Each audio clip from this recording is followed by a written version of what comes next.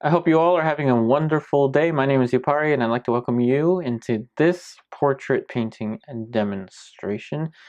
And with this week's video, I think that I'm going to try to make it classical yet again. So we're going to be using an underpainting process. And I'm going to be working on, this is just an 11 by 14 inch linen. So this is an oil primed linen canvas. And for the first layer, so this is going to be for the underpainting, I'm going to be using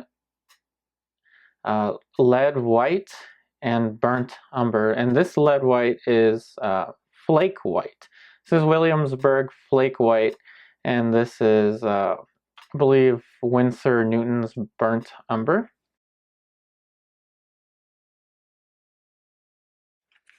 And so the reason I'm working on white is just that's the tone of the canvas that I got. This is the first time I'm actually going to be using an oil primed linen canvas. So what I'm going to do is I'm just applying a little bit of odorless mineral spirits to my drawing brush. So I'm going to just use burnt umber. It's a tiny bit of burnt umber to draw. Let's make our first little mark here. So I'm going to go ahead and say that, let's suppose the top of the head is going to be there. And by the way, if you want to know exactly what materials I'm using, you can go ahead and scroll down to the description box below, and I'll have all of that information typed up for you. So I'm just going to take my time with the underpainting. And the reason I'm using flake white and burnt umber for my underpainting colors is because flake white, at least this brand, the Williamsburg brand, I noticed tends to dry a little faster than titanium, and burnt umber tends to dry pretty fast as well. And that's what I want because I'm going to be working on this painting again tomorrow.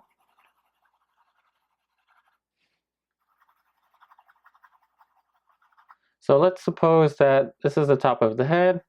Here we have the hairline. Let's move all the way down here. And the bottom of the chin. So I'm going to be pretty loose with this start. Just kind of feeling my way around the surface of the canvas. A little corner right here. So the first step really is to establish my composition. So this is all about composition at this point. Here's a little cast shadow. And I'm not too worried about getting everything perfectly correct. I'm just trying to get started with something. I'm applying a little bit more mineral spirits onto the brush. And here we have a little tone here for the dark of the hair. So I'm actually going to grow the dark shape a little bit. So let's go ahead and switch brushes. I'm applying a little bit of mineral spirits to a size 6 filbert flat brush. And so here we have now a shape for the hair. I'm going to move this all the way down. And I'm thinking of the large picture, and in particular, I'm thinking of this picture in the abstract. So I'm thinking of just the simple abstract shapes. So moving that shape all the way up. Notice how I'm not even worried about the dimension of the head even, because I know I can easily just increase that size. So I'm just looking at this dark shape.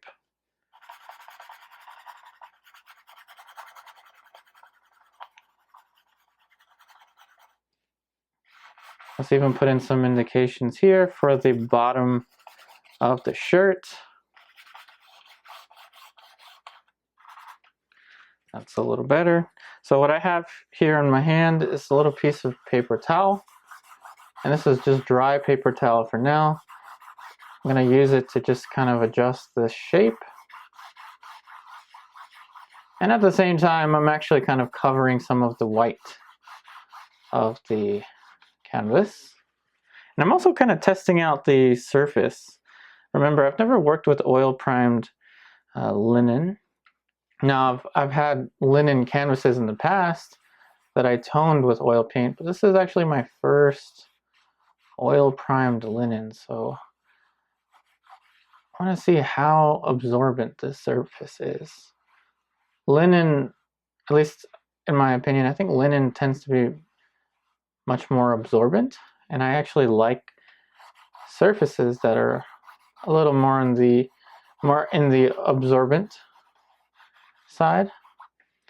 All right, so now we've just grown the shape of the head a little bit, and we've also covered some of the white of the canvas. Notice how simple this is. Incredibly simple. And this is really the secret, if there's any, to classical realism, or just realism in general, the art of painting something that resembles something. It's really kind of deceptive. It's not so much about the tiny details. You could spend months and months and months putting tiny details into a highly refined painting. But when it comes down to it, the essence of all of this is getting the simple things correct. And by correct, I mean relating the shapes to one another and using your own interpretation. Try as much as you can not to copy the image that you're presented with. Now, adding a little bit more mineral spirits to my paper towel, I'm going to subtract a little bit.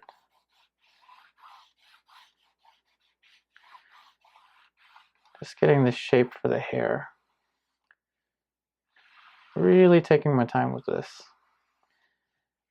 And I want to establish a composition that I like. This is kind of like the scaffolding of which the future shapes are going to fit.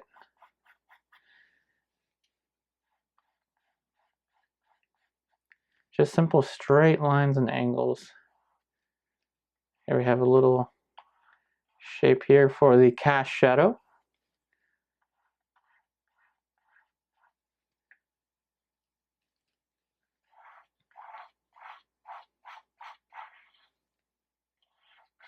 And I'm also going to think about where the shoulders are going to fall in relation to this composition. So I have the head kind of centered towards the horizontal. So it's centered on a horizontal, but it's a little higher up on a vertical.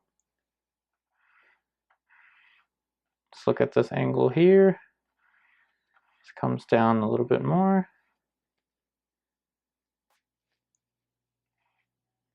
This goes out a little more.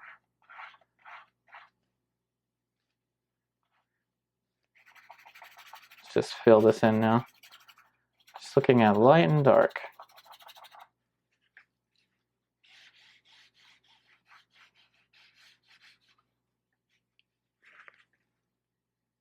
Now let's put in some indications for the features now. So here's a little line indicating the axis of the eyebrows and the eyes.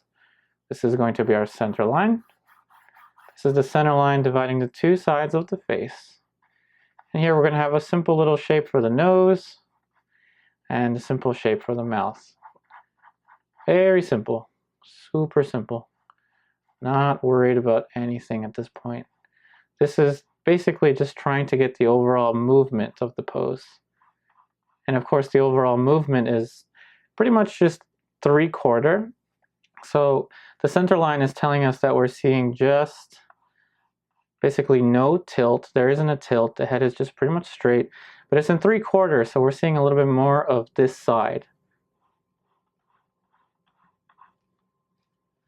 Simple little shape here for the eyebrows.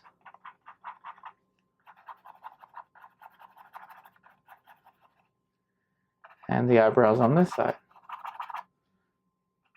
And I'm thinking more about the eye socket itself then I'm thinking eyebrows. I'm not really thinking eyebrows and eyeball.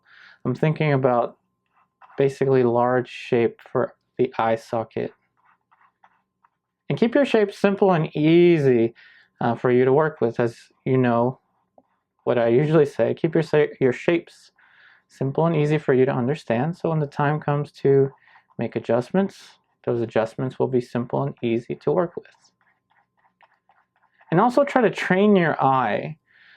Train yourself to see differences between the image you're observing and your drawing or your painting.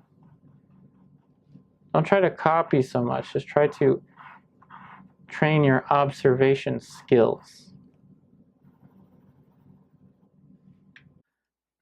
So now we're entering into the block-in stage. So the block-in stage is basically just trying to figure out where everything fits. This is the where does stuff go stage of the painting. So what I'm using here is an eraser brush.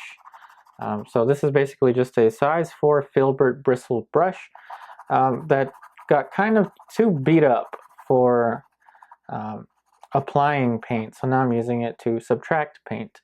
So that's all I'm doing, kind of like a chamois cloth. If you've seen any of my portrait drawing videos, you know that I use a chamois cloth to help erase the charcoal. So I'm going to kind of trick my mind into thinking that I'm working with charcoal. And I'm imagining that this is just a simple charcoal drawing that I'm working on. And the thought process is exactly the same, and the material handling is quite similar.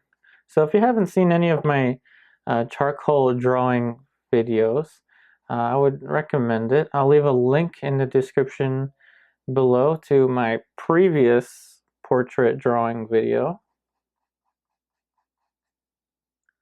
So I'm just looking at the abstract shapes, and here's the trick.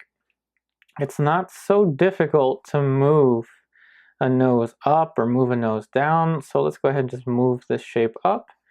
It's not so difficult to place any one individual feature. It's not that hard to place a mouth down somewhere. It really isn't. It's a bunch of simple shapes. Look at this. One mark here. Remember, this was just a blob for the mouth. Mark here. Mark here. Mark here. And that's pretty much all I need to place the mouth down. And how long did that take me? Less than a minute. And so really, the challenge becomes not how you place any individual feature. Really, the challenge is placing the features properly in relation to one another. Keyword, in relation to one another. So here's a little shape here, just one little mark here for where the eye might fit. And let's keep the shape for the eye rather simple. Try to keep all these shapes rather simple.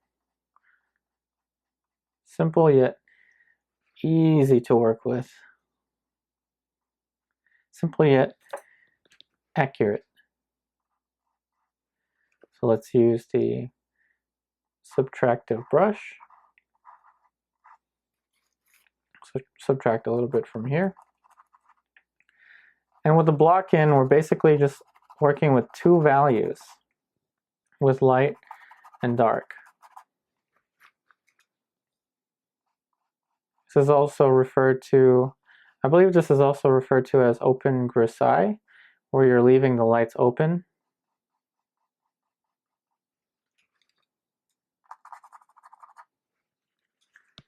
So the shape comes down a little bit.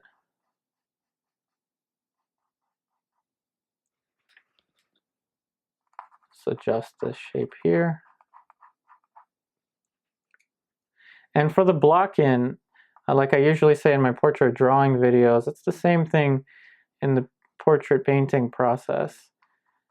It's really about taking your time observing these shapes in relation to one another. Spend time observing, just observe. Look at the differences between the shapes. relate the shapes to one another. This is my fan brush. Just use it to help eliminate glare.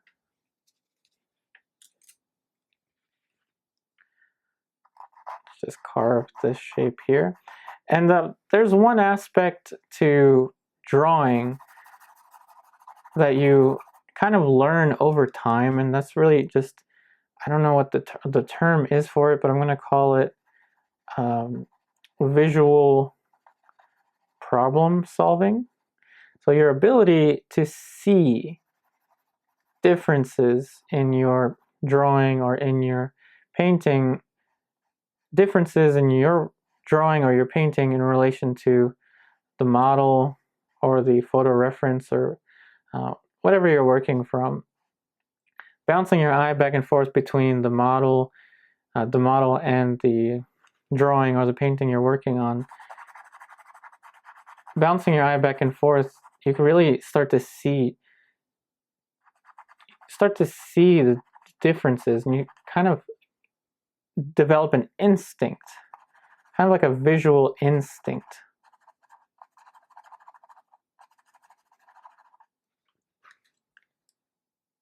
A little dark shape here.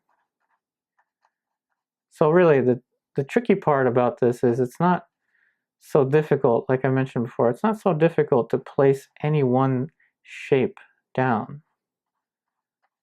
If you look at a lot of old master paintings and you look up close, especially with Rembrandt, there's not a lot of detail in something like a nose or a mouth or something like that.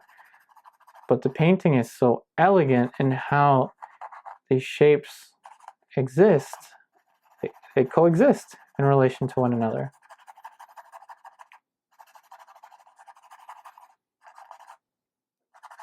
So I added a little bit of tone onto this area of the face by taking some paint from the hair. I probably shouldn't have done that, since I'm only trying to focus on light and dark patterns. So again, not everything has to be done perfectly all at once. This is truly kind of a back and forth kind of process. Let's look at the little shape for the cast shadow. And again, this handle is so similar to charcoal. I would say charcoal is a little more forgiving than oil paint in that it won't dry on you. But in terms of how they handle, this handle is extremely similar to charcoal.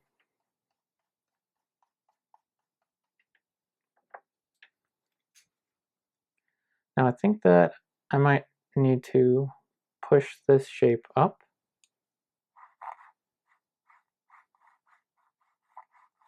And with the block in, I would recommend taking a break. So once you reach the point in your block in that you think you're ready to move on into values, take a break. Just take a break and come back. And then you may see something that you didn't see when you were working. Remember, it's all about training your observation skills.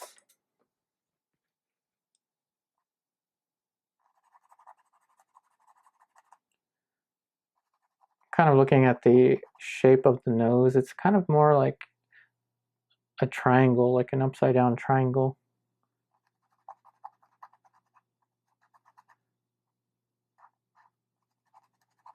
Meaning this little point here is kind of the tip of the triangle.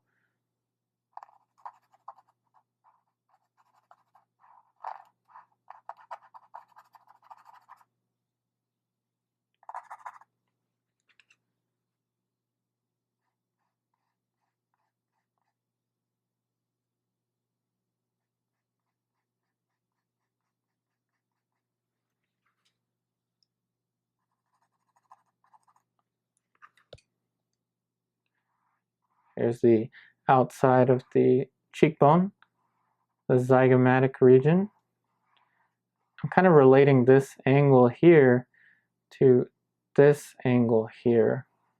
Just want to make sure that there is a spatial relation between these two. And as I'm doing that, I think I need to adjust this shape a little bit.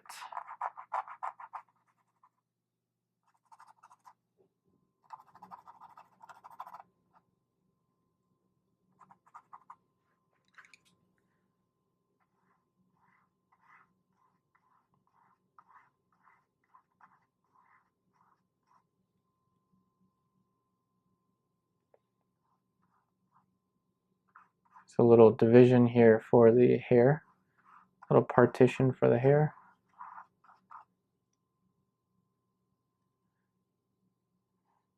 So adjust the corner here for the side of jawbone, relating this side of the jawbone to this side. This angle here should be describing somewhat the angle of the jawbone.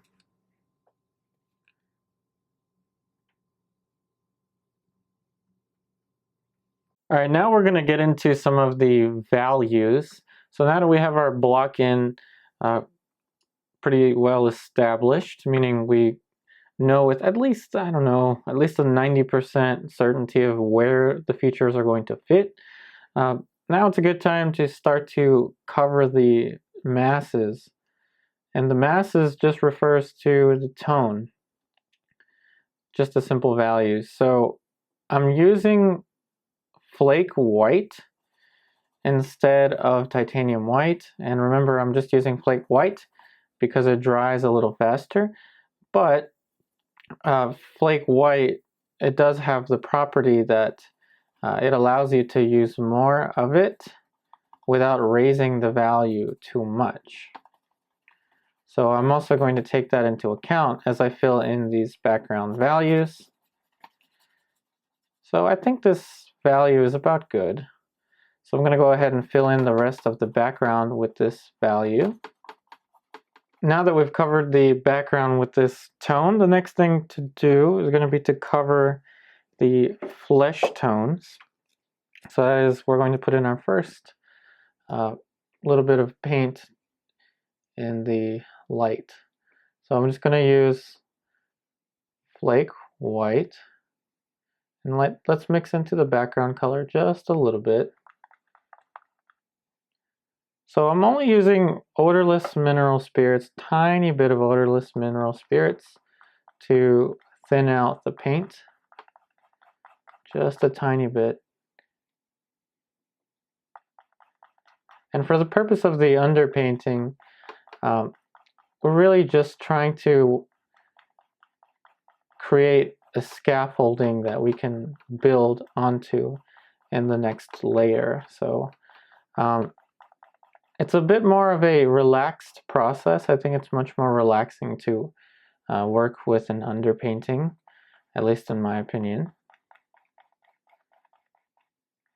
So right now all I'm doing, I know you probably can't really see the application of the paint, but what I'm doing is just applying a uniform tone on the light.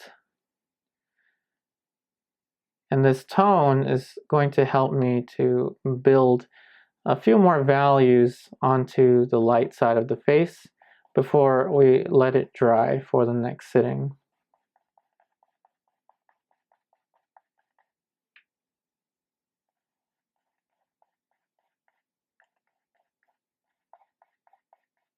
So I'm just trying to cover all of it. Now a little bit of paint did get into the brush on this side, and that's what you would call, I guess, a happy little accident there. But some of the paint from the shadow got into the brush, and so accidentally now I'm starting to create a halftone, which is what I would have wanted anyway. So we're creating now a halftone along the side. Remember, a halftone is basically just a value in the light that's telling you that it's turning towards the shadow. Or that means that this tone here is angling away from the light, and that's why it's getting darker.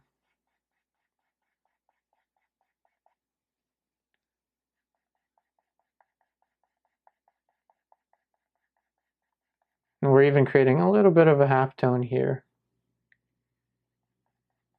Very simple. Because this plane is turning away from the light. Remember, plane is just a three-dimensional concept of basically just a flat sheet in space. Let's even put in a little plane change here for the glabella.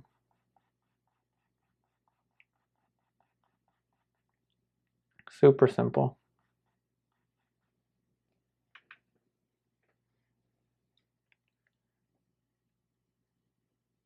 And let's even cover a little bit down here. Adding a little bit of odorless mineral spirits just to get the paint to flow. Very simple.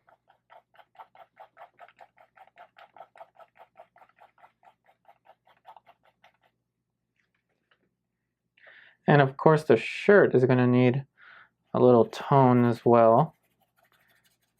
So just basically using the background brush, just lightly applying a little bit of paint down here. Let's make it a little darker.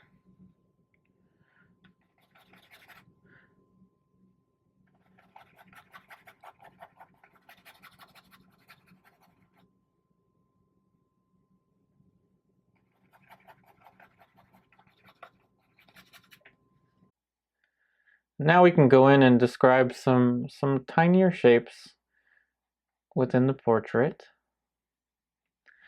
So there's going to be a little light, little passage of light for the eyelid here. So let's just put that in. Just a simple little shape for that.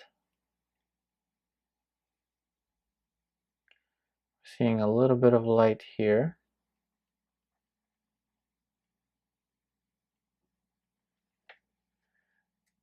Now, try to ask yourself what is going to be most beneficial for you. So what can you leave in the underpainting that would facilitate the color pass? And for me, it's really the drawing, and not just details. I'm not really focused on details, I'm just focused on structure. Just getting that little bit of light in that little corner on the side of the eye socket is enough for me to get a very good idea of the shape of the eye socket, the large structure. I'm basically just trying to leave myself enough information to be able to build on top of with much more facility. And again, in my opinion, this classical approach is much more relaxing than the alla prima. Remember, alla prima is basically trying to paint it wet on wet. Doesn't mean I don't like alla prima, I really do. I enjoy alla prima, but giving yourself an extra layer such as this, or extra layers to develop your painting, I think really does make your paintings look a little more realistic. And remember, we're going for classical realism with this one. So just a little bit of glimpse of light here for the lower eyelid.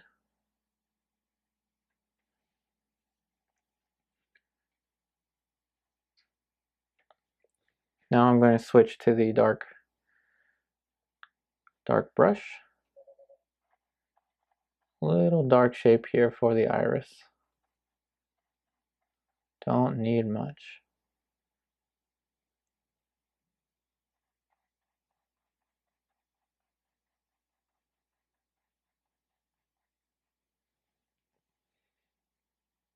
Little dark shape here for the back of the eye. Back side of the eye to the left.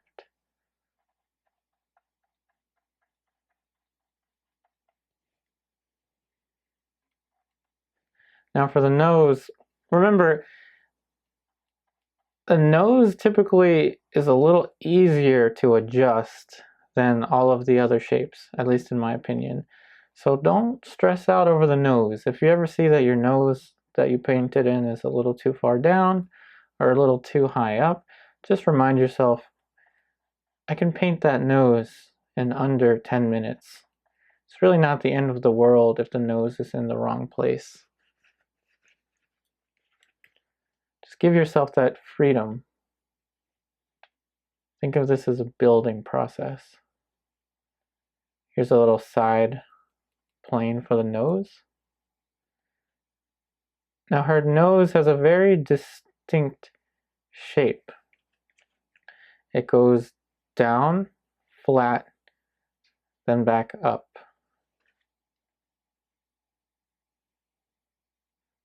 So we painted the down portion.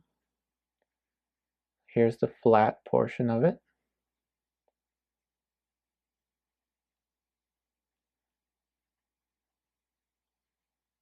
Then it goes back up. A little bit of a halftone here for the side plane of the nose.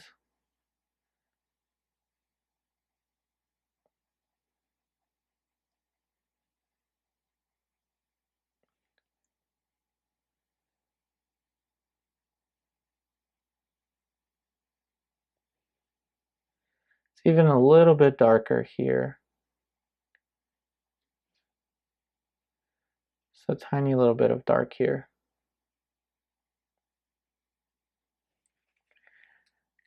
Gonna add a little highlight right about here.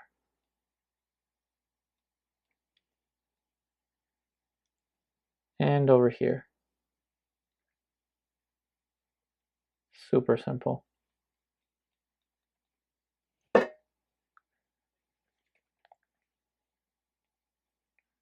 put in a little halftone here. So this is the bottom side of the lower eyelid.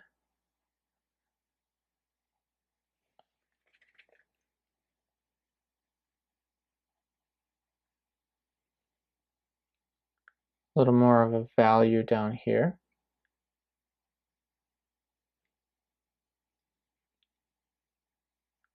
And remember, the secret to classical realism, and remember classical realism just means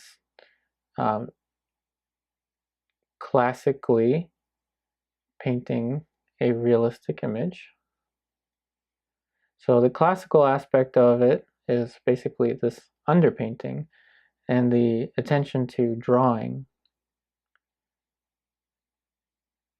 And for the realism, to get something to really look really realistic, it's all down to value. Just simple value. If realism is what you're after, then value is going to be the tool that's going to get you there.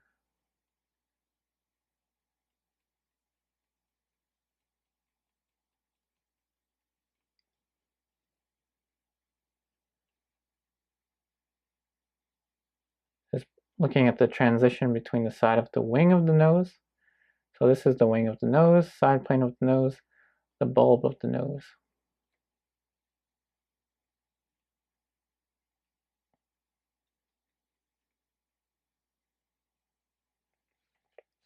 And for the mouth, we want just a simple little trace of light here. And I tell you what, the mouth is also not very difficult to adjust.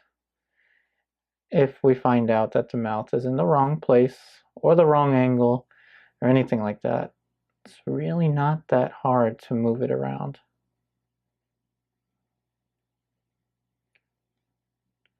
A little more light over here.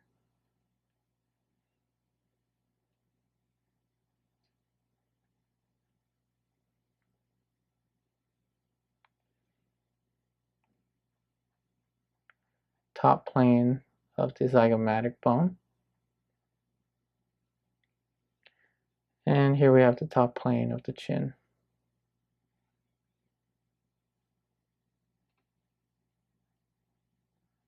Notice with how very few values, with just a few values, we can really start to get an image to read.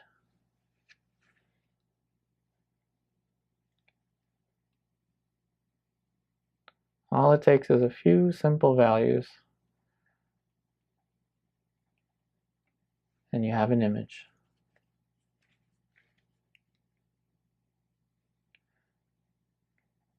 And this plane is a little darker. The shape is a little darker because the plane is angling away from the light a little bit more.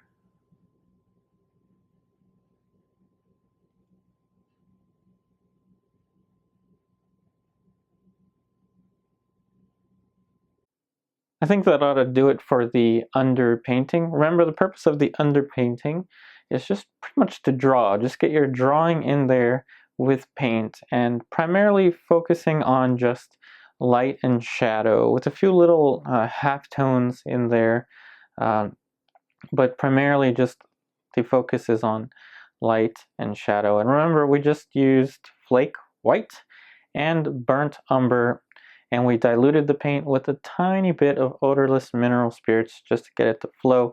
And remember, the only reason I'm using Flake white is because it's a fast dryer. The only reason I'm using burnt umber is because, again, it's a fast dryer. I want this to dry very quickly. And we're back after a significant amount of time, meaning overnight. This painting is dry to the touch, ready for its next layer.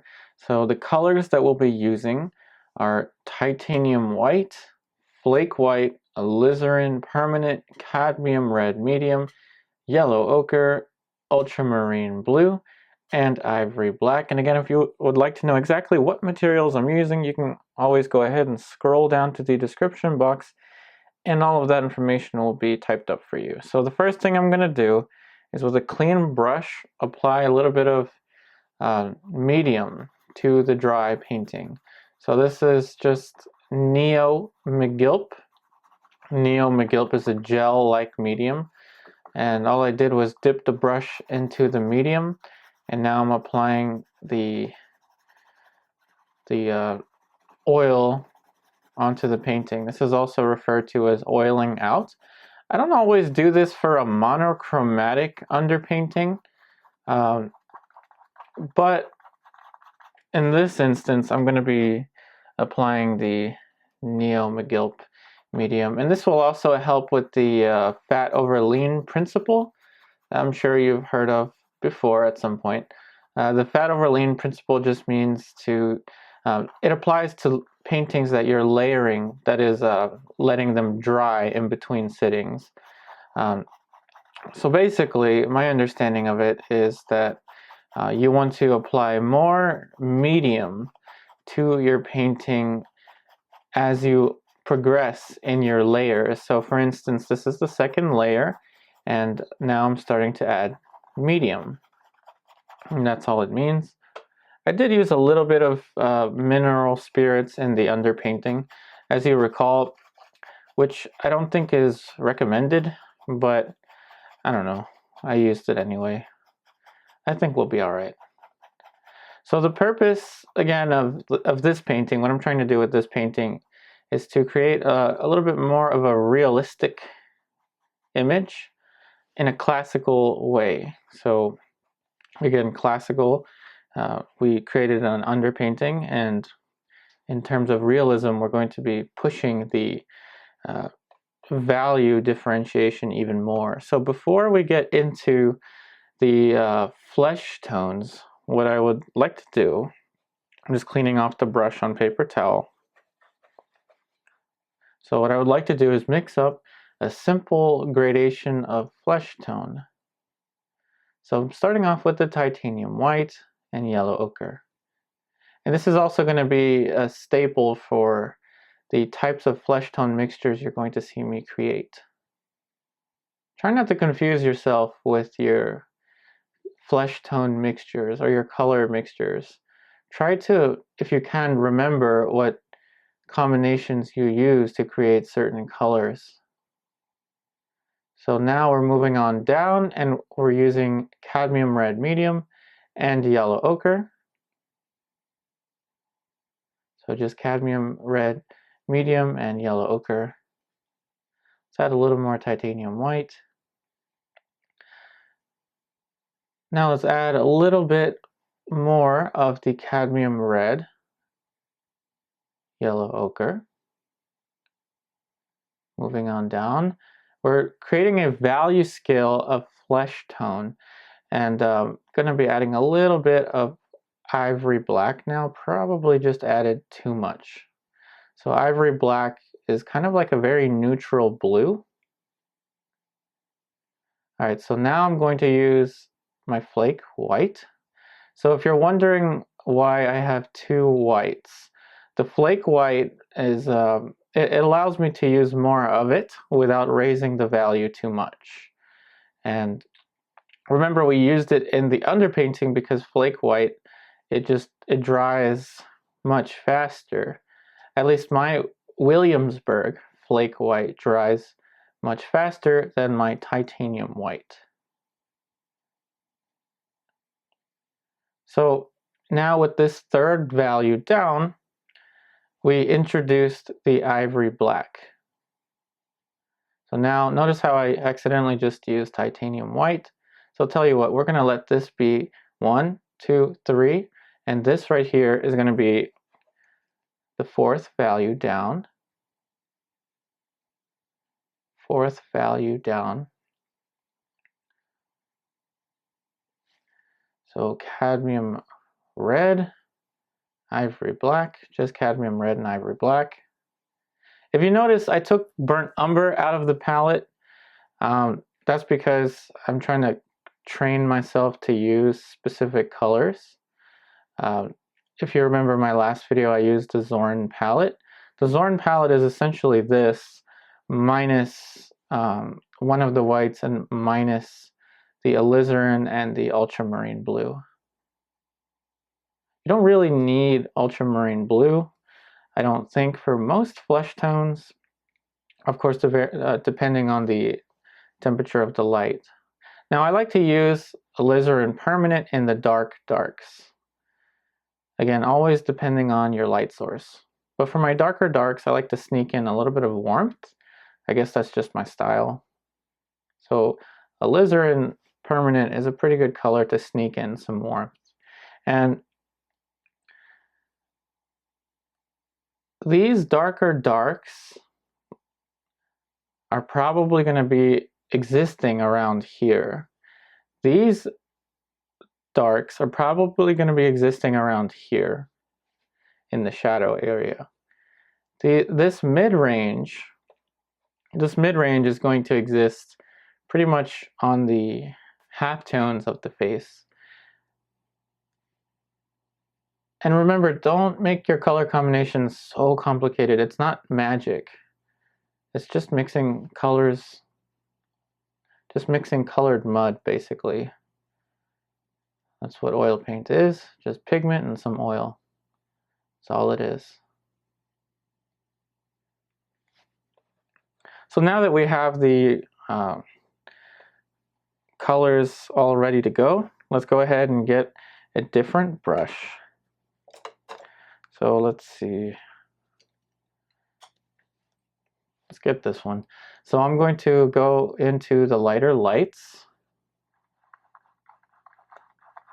and just using the paint itself, not using any more medium because we already applied the medium with the oiling out.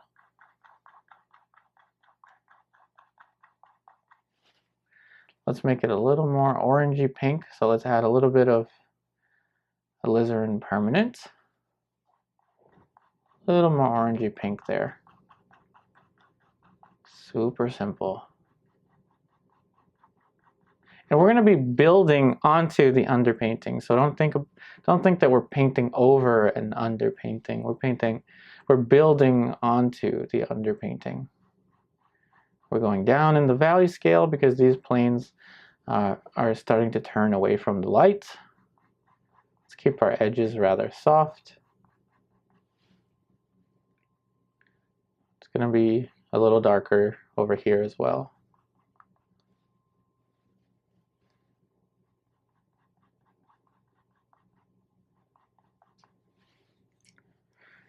And with a different brush and a little bit of titanium white, let's establish our lightest lights somewhere over here.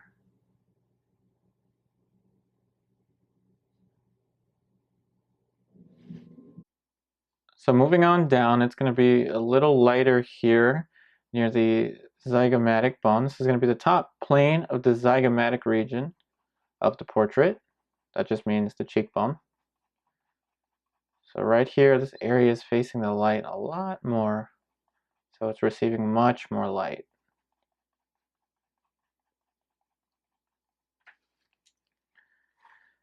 Now, as a consequence, as we look at the other side, the zygomatic bone, it's actually going to be a little more pink. Notice how we can tint the colors however we want on the value scale on the palette. I just tinted it a little bit more pink.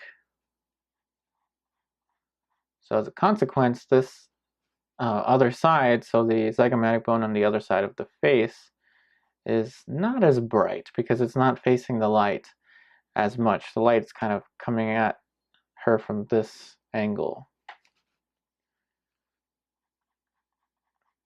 And I am letting some of the tone of the underpainting show through. I just kind of like that type of effect. It's also very classical. In a lot of classical paintings, you can see evidence of the underpainting. So we're going further down on the value scale, and this is kind of a little lavender, kind of lavender-ish. This color for the side plane of the nose. And then switching brushes. This little area here is going to be a little darker.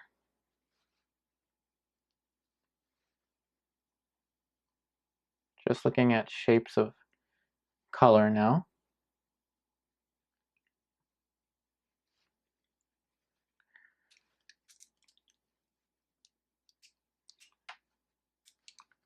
So let's go back to the mid-range. Let's make it a little more pink. So let's add some cadmium red medium and flake white because I don't want to raise the value too much. Flake white also helps kind of add body, like texture to the paint as well. Very simple. It's making that area a little more pink. Let's add even more pink. Moving up on the value scale now, let's use a tiny bit of titanium white. Just add a little more pink. Just a little more pink to that shape there. Moving down on the value scale and a little more pink, we have this accent here. Now it could get a little more pink, so let's use Alizarin permanent.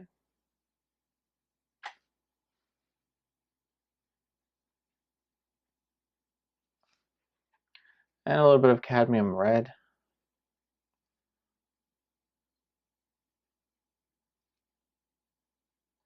A little more cadmium red. Here we have this shape here. I think I want it to be even more pink, so on the side, I'm going to mix the titanium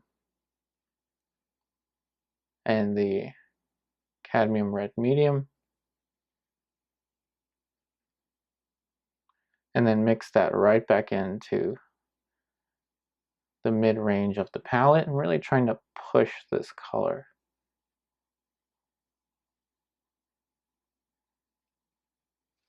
Now I know that the value is a little different, but I'm trying to get the warmth of that color. I think that's about as pink as I want it to be, so let's go ahead and fill in the rest of this little shape here with the pink. Moving up the value scale.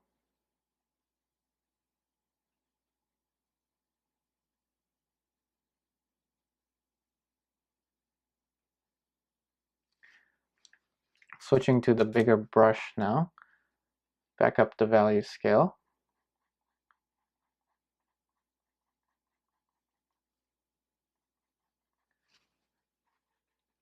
Now down here, it's going to be a little bit darker. So let's go down the value scale. Let's see how this color does. That's all right. It's going to be a little bit darker and a little bit cooler down here. So let's use a tiny bit, very tiny bit of, super tiny bit, very tiny bit of ultramarine blue.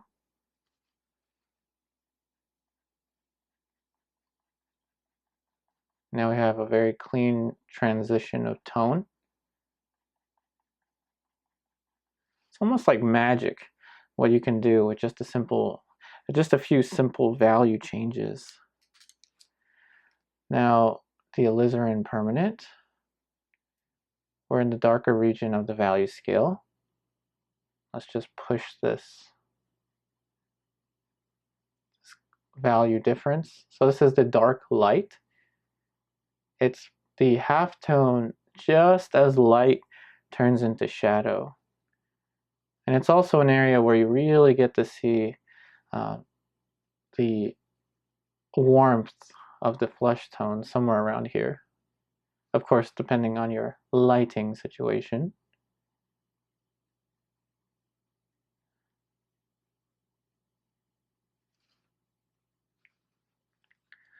Moving up the value scale, I want to make it a little cooler, so I'm actually going to use yellow ochre to do that.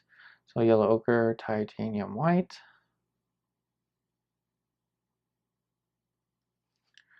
And right about here.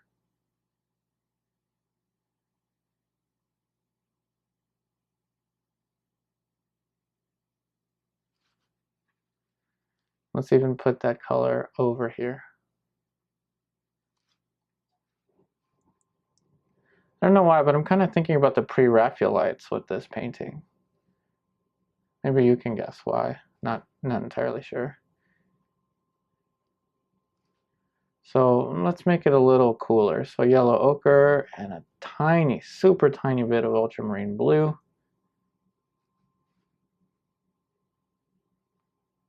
Right down here.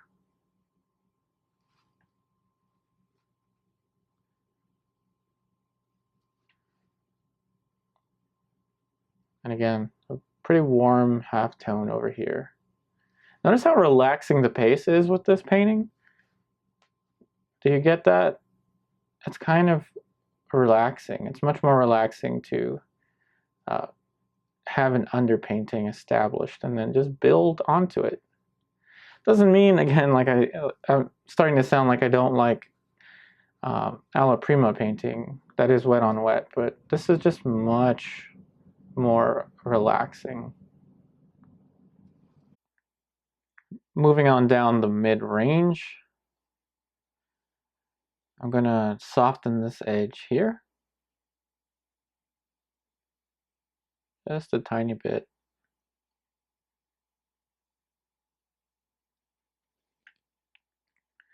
Now for the lips. Remember in the block-in, I said that I can move the nose pretty much anywhere I want if I keep the shapes very simple and easy to understand. And the same with the lips. The lips are not that difficult to move if anything is in the wrong place.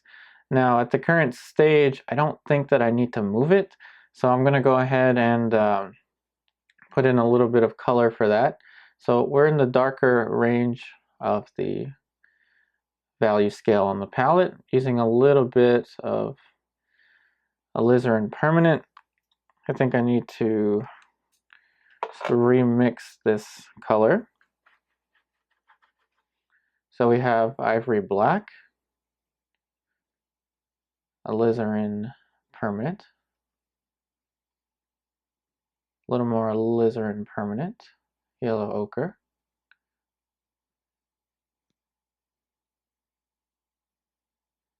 let's throw in some more warmth, so a little bit of cadmium red. See how we can easily tint the colors on the value scale.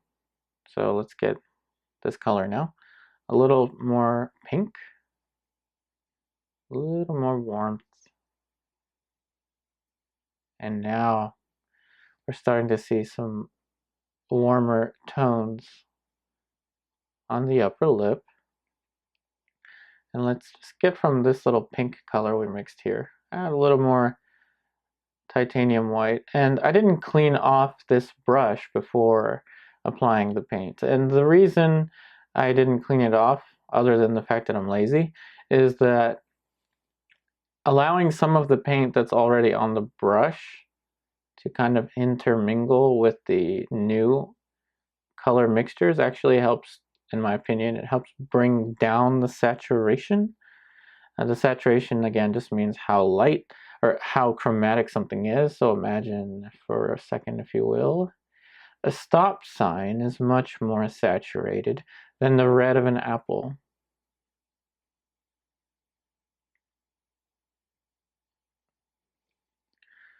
Let's throw in even some more warmth. So let's mix onto this little pink value scale. A little more warmth over here. Just see a little more warmth that I want to put in there. And I'm going to leave the value, or sorry, the darks flat for now. I'm not going to bother with them. I'm just focusing on the light shapes at the moment. Now back to the color scale on the palette. With a little bit of ultramarine blue, I'm actually going to make this less warm now. Because I'm pretty satisfied with the colors on the lips for now. One little trick is to try to really open your eyes and to see color. Like blur your eyes sometimes, but keep your eyes wide open to see spots of color, but then squint down to see value. And right now, what I'm looking for is value, so I'm kind of squinting. And there's a little tone here on the side of the bulb of the nose, dividing the bulb of the nose from the wing of the nose. Simple little dark shape there.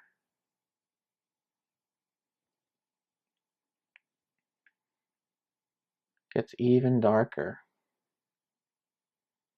Even darker over there.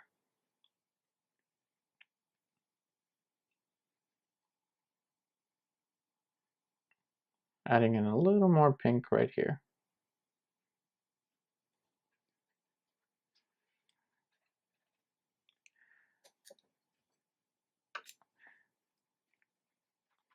Now for the eyes, I'm going to put in something for the light of the eyes. So I'm going to use Ivory black, titanium white. And if you've seen my previous videos, you know kind of the recipe I have for the colors of the sclera, that is the white of the eye. And yes, you probably know I'm going to say the white of the eye is not white. And if you knew I was going to say that, great. If you didn't know that I was going to say that, we're all learning here together. It's okay. So we have titanium white, ivory black, and a little bit of flesh tone. Just a tiny bit of flesh tone.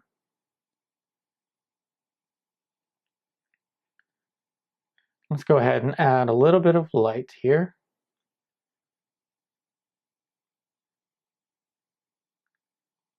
Just a little touch of light. Don't need much. A little bit more ivory black. Tiny bit of ivory black. I'm actually going to get my maul stick now. Oof, gotta be careful there so I don't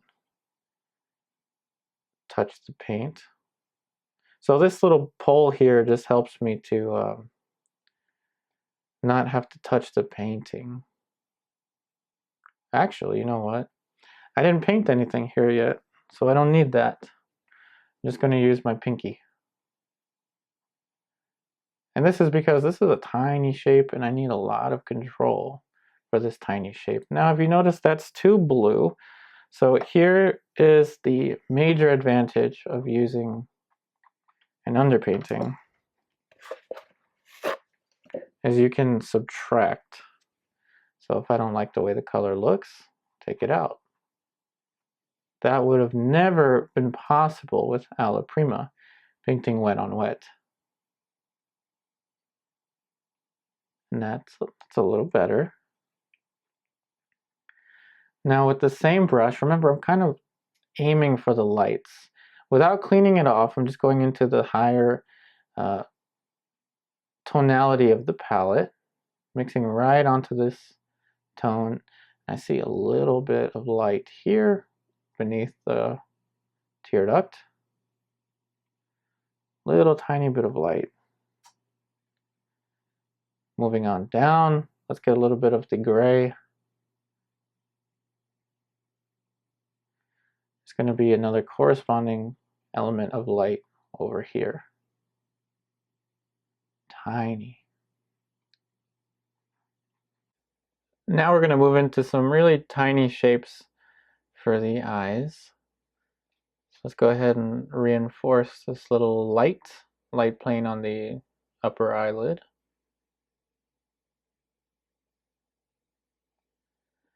Gotta be very careful not to put too much information. So I'm going to put a little bit of pretty much just the same gray that we had before to the other side of the sclera here. And now I'm using, this is a size 2 round brush. So as you can see, we're progressing into even smaller brushes now. So with a different brush and a little bit of ivory black, yellow ochre, and tiny bit of cadmium red, we have this dark shape here for the iris. Now the iris is pretty dark, but I'm going to be cautious not to put straight black into the iris. I want to leave a little bit of room for the pupil. Now, when you transition into smaller brushes, you're going to be covering much less. So notice how we're covering much less surface area than when we had the big brushes. And the tendency with the little brushes is going to be to put in way too much information. So what we have to do is make sure, even at this stage, to be really far back, about an arm's length away from the painting. And the advantage of using a smaller brush is that now we have much more control over the tiny shapes.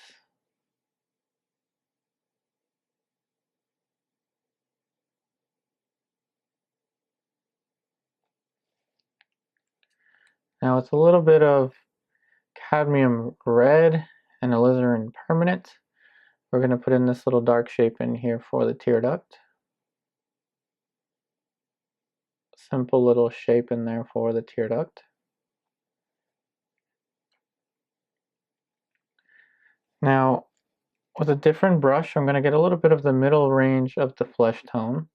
Pretty much just took this right off the palette. I'm going to start to put in the lower eyelid.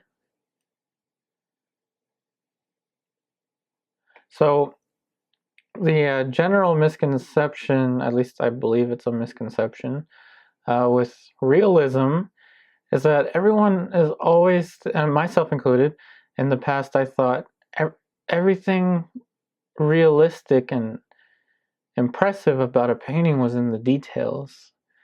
And I would always tell myself, wow, look at all those details. I mean, notice how we're painting in smaller shapes now. You could consider this a detail, but it's really deceptive. Realism can be very, very deceptive because it's really not so difficult to paint in small details. It's really not as difficult. Notice this little dark shape here on the bottom of the lower eyelid. Single brush stroke, in the correct value range. And there we have the lower eyelid. That wasn't so difficult. What was more difficult, remember before, was just figuring out where to place this eye. That was much more difficult than the actual little rendering and detail of the eye. Really deceptive stuff. So a little bit of light here near the side of the tear duct. Now I'm not saying that this is like not worth spending time. It is worth spending time studying even the tiniest little shapes. But to understand, I just want you to understand that the knowledge of structure and your ability to think visually in terms of how you place your shapes, that's really where all the magic happens.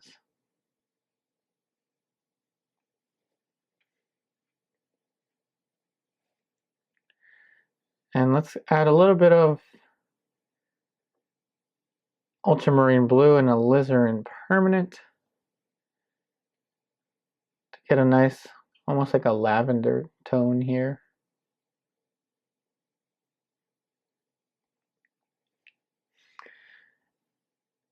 And I'm going to be mixing onto the middle range of the palette to put in this little transition. This little tiny transition. Now the edge here is left sharper, just to kind of bring more focus in towards the eye. I want to bring less focus on this area that's left a little softer and more focus into this area.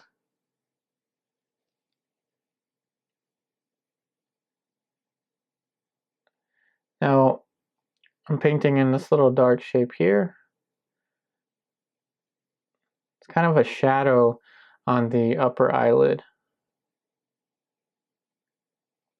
This actually reaches the peak of convexity, not in the center, it's not a perfect circle, but somewhere over here.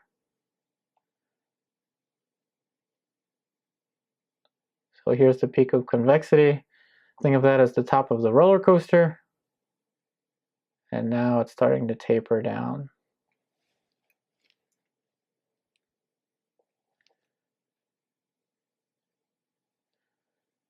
And now we're going to actually make this shape a little more flat.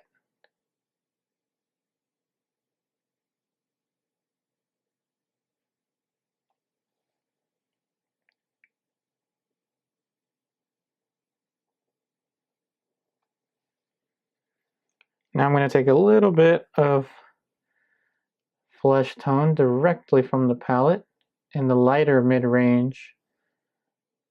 And there's a little bit of light here.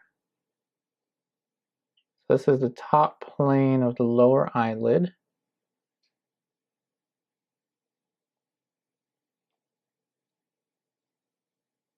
So it's receiving a little bit more light just because of its location. Let's just soften this little edge here.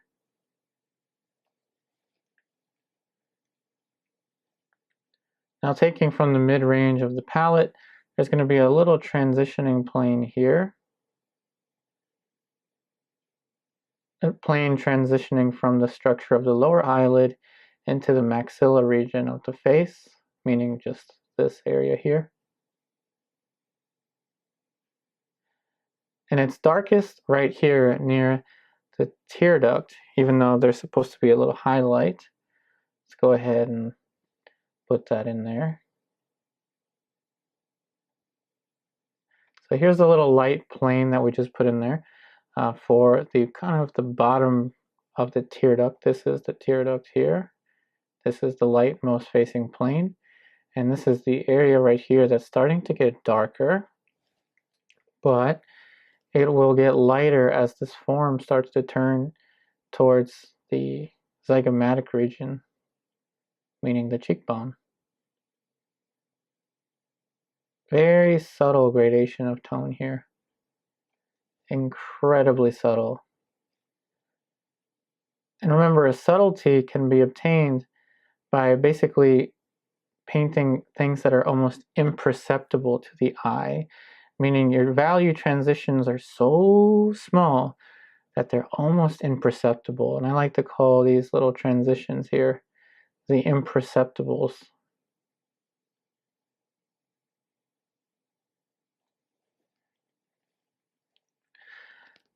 So even though I'm telling you that the main task, the most essential task, is finding the big shapes and knowing the structures, even though that's an important task, there still should be some consideration for these smaller shapes. Notice how this edge right here is a little sharper on the side of the corner of the tear duct.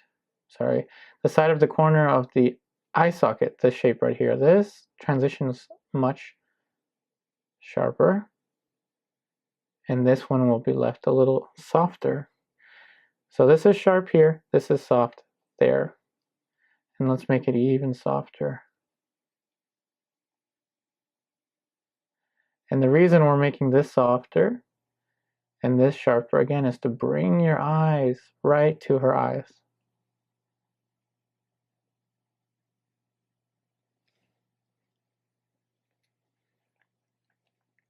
Now with a little bit of ivory black and alizarin permanent, we're going to push this value change a little bit, making that a little bit darker. And with a little bit of ultramarine blue and flake white, we're going to paint in a little transitioning plane right here. As we transition from the side of the nose towards the concavity of the eye socket. I'm going to soften this edge here a little bit.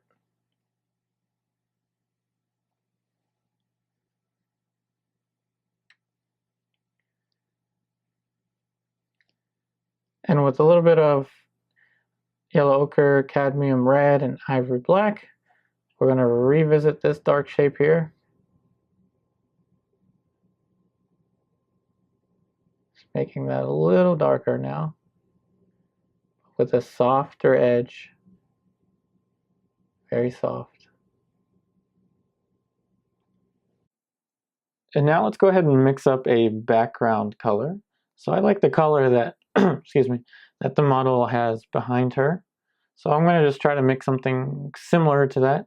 So I'm using alizarin permanent and ivory black and a little bit of flake white. The ivory black is just going to help neutralize the alizarin permanent. So I'm going to put in the background color before the hair, just to kind of emphasize the flatness of the shadow and the hair, and how little the shadow really has to do with the realism of the painting.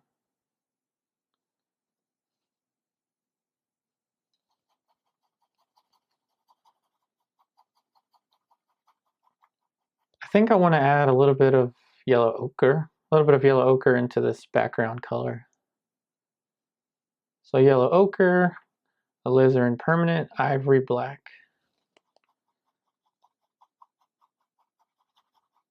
And I think that's the color that I want. So I'm going to go ahead and fill in the rest of the background with this color.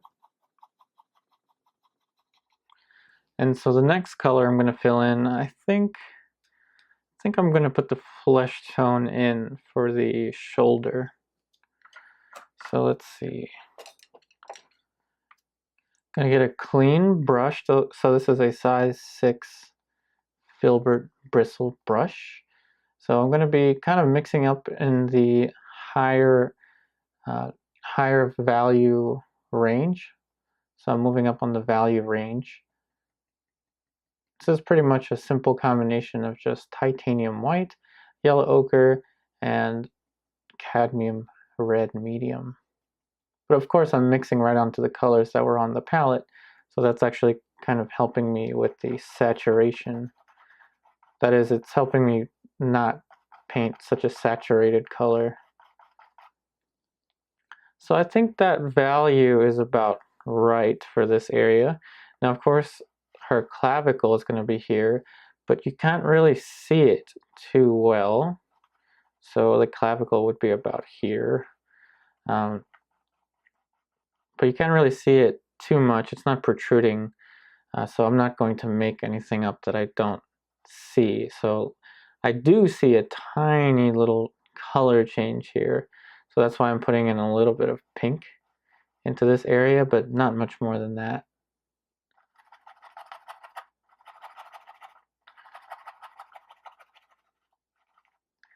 So I'm actually going to put a little bit of Neo McGilp on this brush.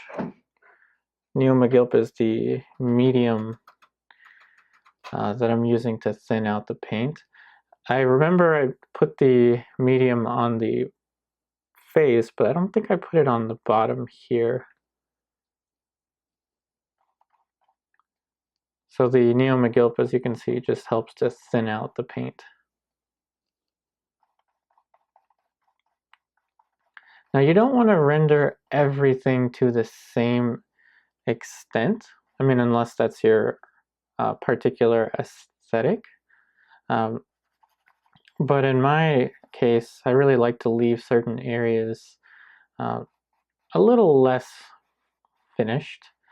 And so I'm going to leave this shape rather flat in comparison to these shapes here. And I'm going to do the same with the shirt. So I'm going to mix up another color for the shirt. So let's go ahead and use, I don't know, let's use this brush here. So I'm going to get the yellow ochre. So just yellow ochre. Let's test it out. Just yellow ochre on its own with the color that was already on the brush. I think that's okay, but I'm going to use a little bit more cadmium red medium. Just a little more cadmium red medium, yellow ochre, tiny bit of Neo McGilp medium. So again, that medium is just a simple gel. And I think that's the color I want. Looks all right. So what do you think? What do you say we leave some of the underpainting down here to show? Have you walked into any art museums lately and you see kind of traces of the underpainting underneath? That's the same kind of effect I'm going to go for here. So we're going to let some of the underpainting here show.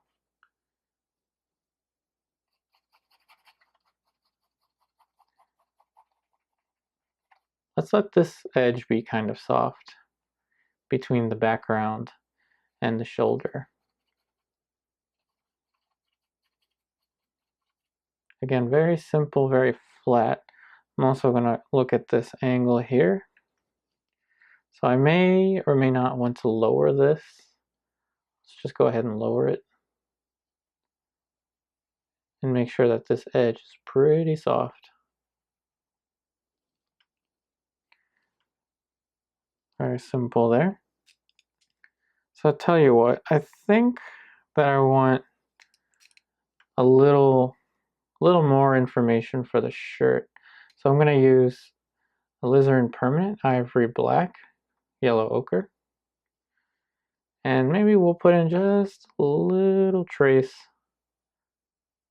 of information for the shirt. Just a little dark shape. Just a little bit. Don't need much.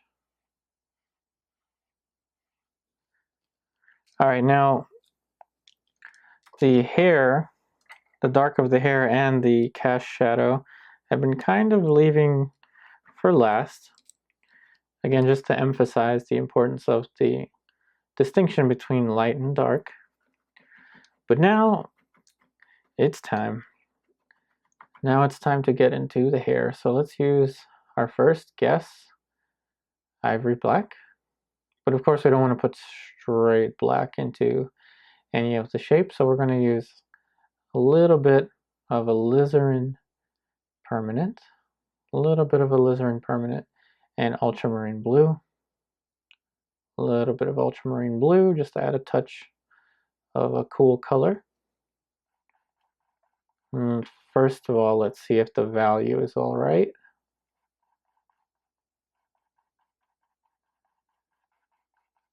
And I think this value is about right.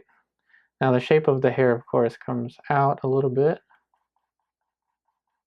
And the reason I'm applying the brush strokes in this direction as opposed to this direction is to try to cut back on glare. And yes, I know a little glimpse of her ear is showing there, but I don't know if I want to put that in. I'll consider it a little later.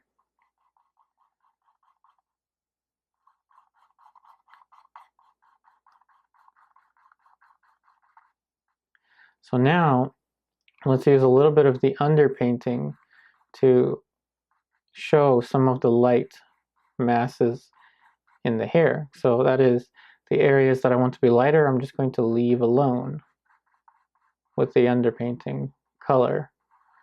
So that means this area here, I'm going to let be, this area here, and then I'm going to cover over here. And this area here, I'm going to let be, and then I'm going to cover over here. And I'm trying to keep the edges, these little edges here on the outside, rather soft.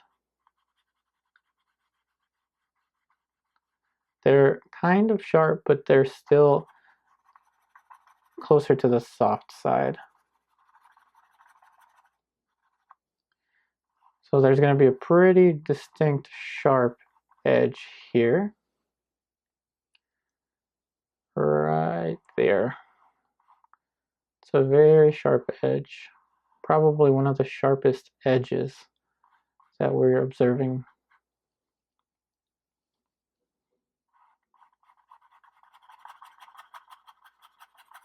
Now we're just going to cover all the way down here.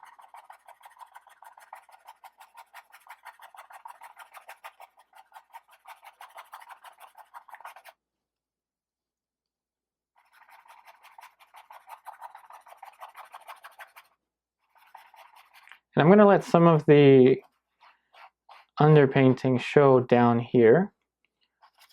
So let's just cover this area here. Now for the cast shadow, here, I'm actually going to very thinly apply some of the dark that we used on the hair. See that? Very thin, but I'm letting some of the underpainting, actually I'm letting a lot of the underpainting show through. Very, very thin. Almost no pressure. Very, very thin. And over here, I'm going to let quite a bit of the underpainting show.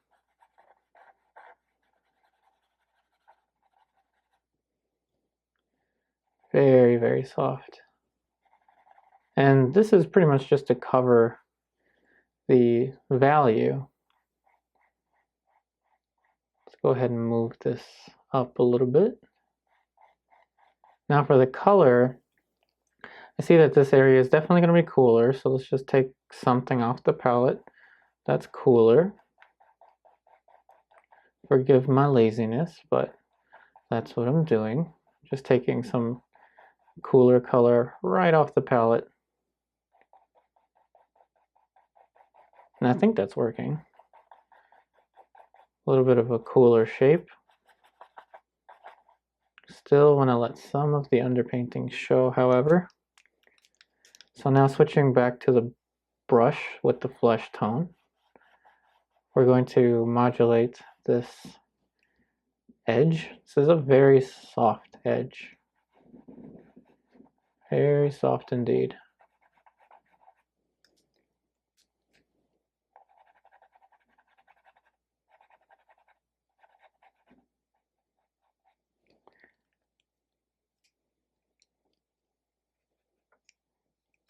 And I think that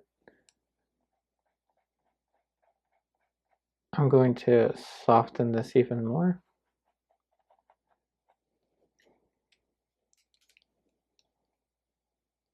So let's use a little bit of ultramarine blue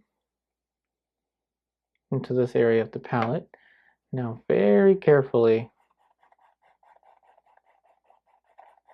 we're making this color mask a little bit cooler in relation to the hair. So I'm kind of relating the color of the hair to the color of the cast shadow.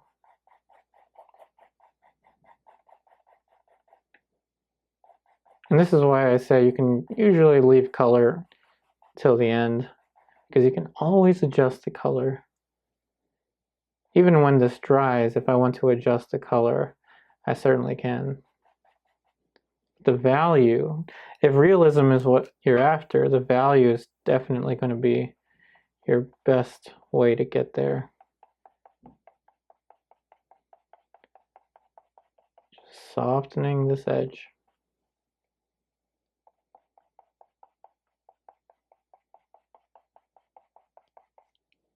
You can kind of pick and choose which areas that you want to emphasize and which areas you don't want to emphasize through your usage of value. So this area I definitely don't want to emphasize.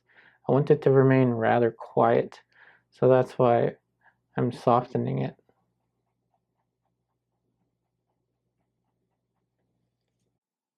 With a little bit of titanium white and yellow ochre and a smidgen of ultramarine blue, just a tiny bit of ultramarine blue, we're going to go ahead and reestablish this highlight.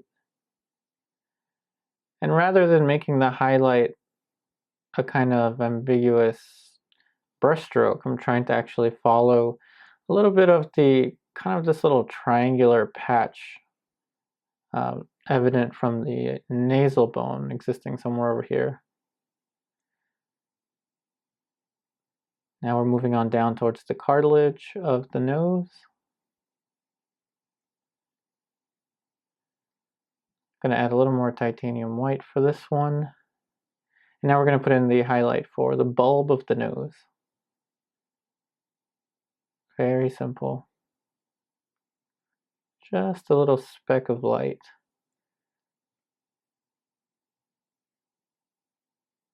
Now I don't want the highlight to stand out so much, so I actually put a little bit of flesh tone over top of it, just so it doesn't stick out too much. And with a clean paintbrush, I'm actually going to soften this edge here.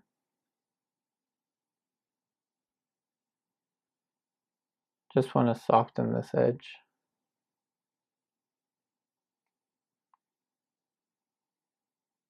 Another little tip with edges, I'm using this is just a cheap synthetic round brush, but it's a clean brush and it's very soft.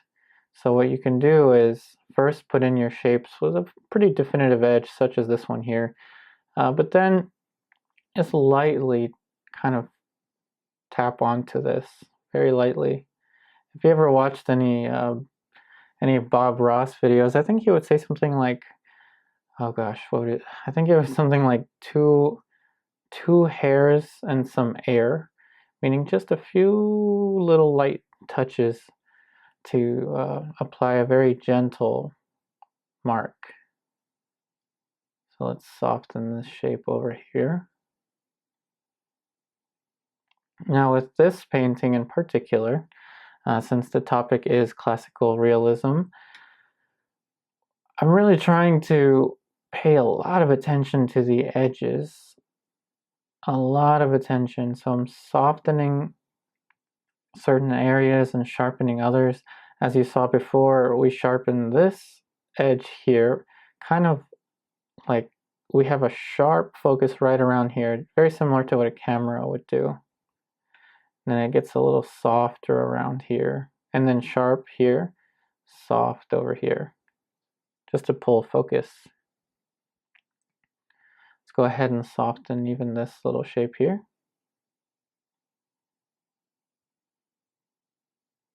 Very soft. Let's leave that shape over there to be sharp, to pull focus towards the nose. And now we're pulling focus away from the side of the face. Very soft, very light touch. Now remember, we let some of the underpainting show for the light of the hair. So the hair is actually pretty flat, but I think I'm going to leave it a little flat. And so remember, you don't have to render every piece of the painting to the same degree. And now this is just a matter of aesthetic. I don't think it's a good idea to perfectly finish every square inch of the painting. So what I'm doing is I'm combining a little bit of Ivory Black, Ivory Black, Alizarin Permanent, a tiny bit of Cadmium Red, and I think I want to put a little bit of a cast shadow behind her head. So over here. And that's just, I don't know, that's just kind of an aesthetic thing. So this is how we're going to basically finish up the painting. And remember, finish is kind of a subjective term. I mean, some artists can refer to finishing a painting as rendering it, like rendering whatever parts you want to render. I also called that selective rendering. But really, the term finish with painting is kind of the point where you're ready to let the painting be. I have studio paintings that I think are finished, and then I'll go ahead and retouch them several months later. So the word finish is really subjective. But for me, I kind of just wanted a little more variation in the background. So that's why I'm adding in this value. And I don't want the value to be too dark either. And I don't want the edge for this cast shadow to be too sharp. Now I'm going to switch to the brush that I used for the dark of the hair. And just overlap this shape now with a single brush mark. Notice how it's glaring, pretty awful, but that's why I have my trusty fan brush.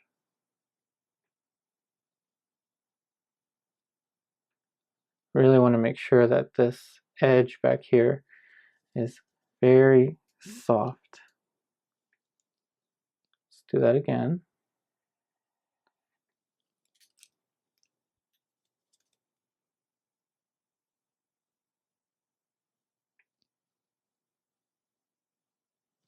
And with that, we have the conclusion of this portrait painting demonstration.